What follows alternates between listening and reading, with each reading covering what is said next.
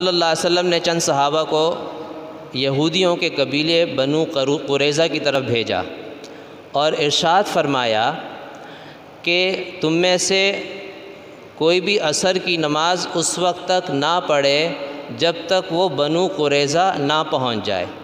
یعنی مقصد یہ تھا کہ عصر تک تو پہنچ ہی جائیں گے۔ اب صحابہ جب روانہ ہوئے راستے میں کسی وجہ سے لیٹ ہو گئے، اب ایک جگہ پہنچے تو اب عصر کی نماز قضا ہونے والی تھی۔ اب صحابہ میں تشویش ہو گئی، ہم کیا کریں؟ ایک طرف اللہ کے رسول کا یہ ارشاد کہ عصر قریظہ میں پڑھنی ہے، دوسری طرف وہاں پہنچیں گے نماز قضا ہو جائے گی۔ تو اب اس پر صحابہ کی دو جماعتیں، دو رائے قائم ہو گئیں۔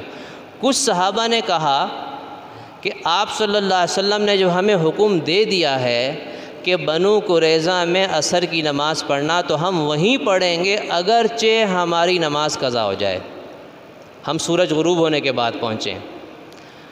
کچھ صحابہ نے کہا کہ نہیں، آپ صلی اللہ علیہ وسلم نے اس لیے فرمایا تھا کہ آپ کا خیال یہ تھا کہ ہم اس وقت تک پہنچ جائیں گے، عصر تک پہنچ جائیں گے، اس لیے فرمایا تھا، لیکن چونکہ ہماری سستی ہوئی یا کوئی وجہ ہوئی کہ ہم لیٹ ہو گئے، تو اس لیے ہم نماز قضا نہیں کر سکتے، ہم یہیں عصر کی نماز پڑھیں گے۔ اب دونوں نے اپنے اپنی رائے پر عمل کیا۔ کچھ لوگ بنو قریظہ پہنچے، وہاں عصر کی نماز قضا پڑھی، اور کچھ لوگوں نے وہیں راستے میں وقت پر عصر کی نماز پڑھی۔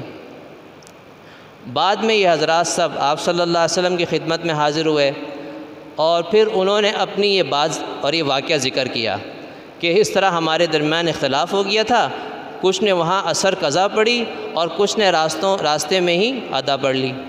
آپ صلی اللہ علیہ وسلم نے دونوں کی تصویب فرمائی، یعنی دونوں کو صحیح قرار دیا، دونوں نے اپنی اپنی جگہ صحیح عمل کیا ہے۔ تو یہ کیا ہے؟ اس کو کہتے ہیں رائے کا اختلاف۔